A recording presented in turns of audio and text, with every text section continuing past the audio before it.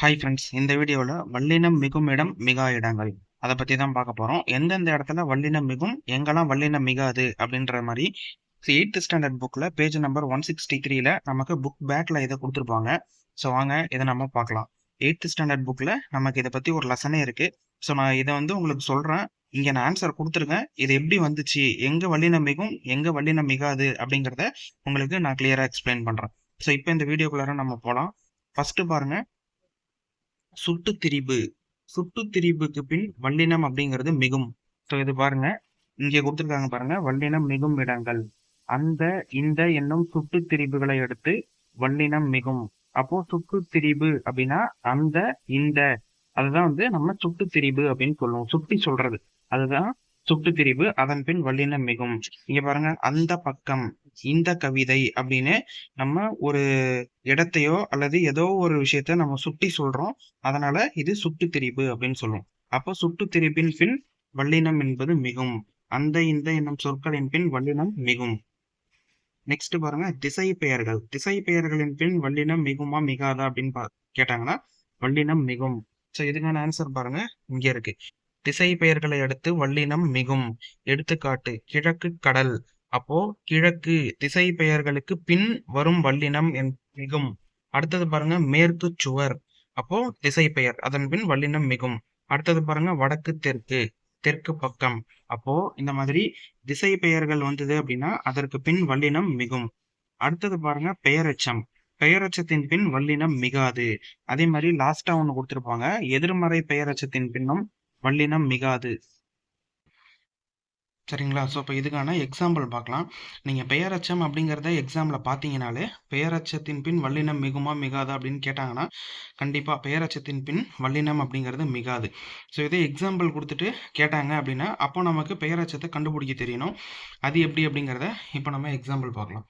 So பாருங்க, இங்கே கொடுத்துருக்காங்க பாருங்க, பெயரெச்சம், எதிர்மறை பெயரெச்சம் ஆகியவற்றை அடுத்து வல்லினம் மிகாது. அதனால தான் நான் உங்களுக்கு இந்த தேர்டு ஒன்னா இருக்கிற பெயரெச்சம், எதிர்மறை பெயரெச்சம் ரெண்டுத்தையுமே சேர்த்து சொல்லியிருந்தேன். ஸோ இங்கே பாருங்க, ரெண்டுமே இங்கே கொடுத்துருக்காங்க. பெயரெச்சம், எதிர்மறை பெயரெச்சம் ஆகியவற்றை அடுத்து வல்லினம் மிகாது. எடுத்துக்காட்டு பாருங்க, எழுதிய பாடல். எழுதிய ஏ ஆ சவுண்ட்ல இருக்கு. அதே மாதிரி எழுதாத, இது எதிர்மறை பெயரெச்சம். அப்போ எழுதாத அப்படிங்கிறது எதிர்மறை பொருள்ல வரும். ஸோ அப்போ பெயரச்சத்தின் பின்னும் எதிர்மறை பெயரச்சத்தின் பின்னும் வல்லினம் என்பது மிகாது. ஆன்சர் பாருங்க, வல்லினம் மிகாது. ரெண்டுத்துக்குமே வல்லினம் மிகாது அப்படிங்கிறது ஆன்சர். அடுத்தது உவமை தொகை. உவமை தொகையின் பின் வல்லினம் மிகும். ஸோ இதையும் நம்ம பார்த்துடலாம். இங்க பாருங்க, உவமை தொகையின் பின் வல்லினம் என்பது மிகும். எடுத்துக்காட்டு, மலர்பாதம், தாய் தமிழ். அப்போ இங்கேயும் நமக்கு வல்லினம் அப்படிங்கிறது மிகும். மலர்பாதம் இப்போ வரணும், அதே மாதிரி தாய் தமிழ் இது வரணும். ஸோ அப்போ உவமை தொகையில் வல்லினம் மிகும். அடுத்தது பாருங்க, நான்காம் வேற்றுமை விரியில் வல்லினம் மிகும். இதுல நம்ம ரெண்டு விஷயத்த கவனிக்கணும். நான்காம் வேற்றுமை உருபு, அதாவது நான்காம் வேற்றுமை உருபு அப்படிங்கிறது கூ. இந்த கூ அப்படிங்கிற வேற்றுமை உருபு வெளிப்படையாக வந்தது அப்படின்னா வல்லினம் மிகும். வெளிப்படையாக இந்த கூ அப்படிங்கிற வேற்றுமை உருபு வரல அப்படின்னா, வரவில்லை அப்படின்னா வல்லினம் மிகாது. ஸோ நல்லா ஞாபகம் வச்சுக்கோங்க.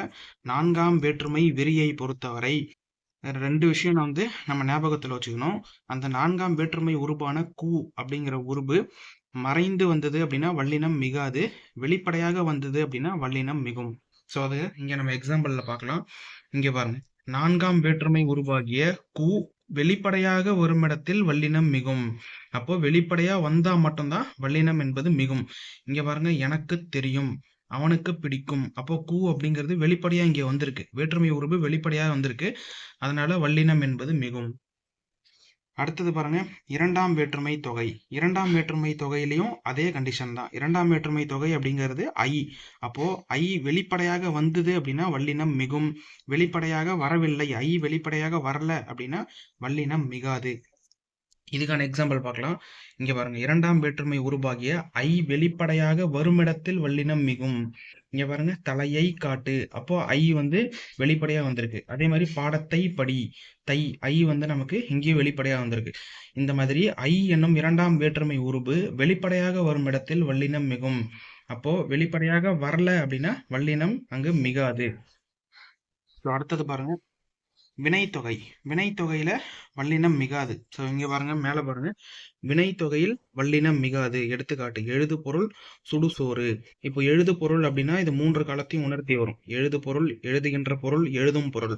அதே மாதிரி சுடுசோறு அப்படின்னா சுடுசோறு, சுடும் சோறு, சுடுகின்ற சோறு அப்படின்னு முக்காலத்தையும் உணர்த்தி வரும். அப்போ வினைத்தொகையில வல்லினம் என்பது மிகாது.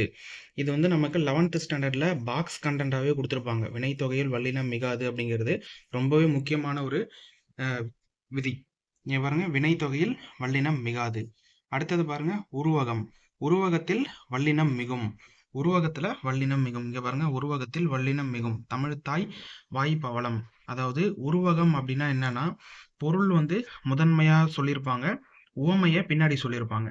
இங்க பாருங்க, தமிழ் தாய். அப்போ இந்த தாய் அப்படிங்கிற உவமையை வந்து எது கூட இது பண்ணி கம்பேர் பண்ணி சொல்லியிருக்காங்க அப்படின்னா தமிழ் கூட.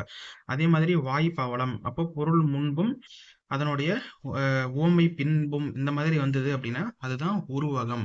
உருவகப்படுத்துதல் அப்படின்னு சொல்லுவோம். அப்போ உருவகத்தின் பின் வல்லினம் மிகும். அடுத்தது எழுவாய் தொடர். எழுவாய் தொடர்ல வல்லினம் மிகும். இங்க பாருங்க, எழுவாய் தொடர்ல வல்லினம் மிகாது. எழுவாய் தொடரில் வல்லினம் மிகாது. எழுவாய் சொற்களை அடுத்து வல்லினம் மிகாது. எடுத்துக்காட்டு தம்பி படித்தான். அப்போ தம்பி அப்படிங்கிறது எழுவாய், படித்தான் அப்படிங்கிறது அவன் செய்த செயல். அப்போ எழுவாய் சொற்களுக்கு பின் அடுத்து வரும் வல்லினம் மிகாது. இங்கே வல்லினம் மிகல. அதே மாதிரி இங்க பாருங்க, யானை பிளிரியது. அப்போ இங்கேயும் வந்து வல்லினம் என்பது மிகல. அதனால எழுவாய் சொற்களை அடுத்து வல்லினம் மிகாது. எழுவாய் தொடரை அடுத்து வல்லினம் மிகாது. அடுத்தது பாருங்க, எதிர்மறை பெயரெச்சம். நம்ம முன்னாடியே பார்த்திருந்தோம். பெயரெச்சம், எதிர்மறை பெயரெச்சம், இது ரெண்டுலையுமே வல்லினம் மிகாது. ஸோ இதுதான் வந்து நமக்கு 8th ஸ்டாண்டர்ட் புக்ல கொடுத்துருப்பாங்க. ஸோ இது வந்து நமக்கு புக் பேக்கில் இருக்குது அப்படிங்கிறதுனால இப்போ நான் இதை உங்களுக்கு சொல்லியிருக்கேன். ஸோ அடுத்த வீடியோவில் நம்ம அடுத்த இருக்கக்கூடிய டாப்பிக்கில் பார்க்கலாம். Thank you friends. இந்த வீடியோ பிடிச்சிருந்தது அப்படின்னா சப்ஸ்கிரைப் பண்ணிக்கோங்க. நம்ம அடுத்த வீடியோவில் பார்க்கலாம்.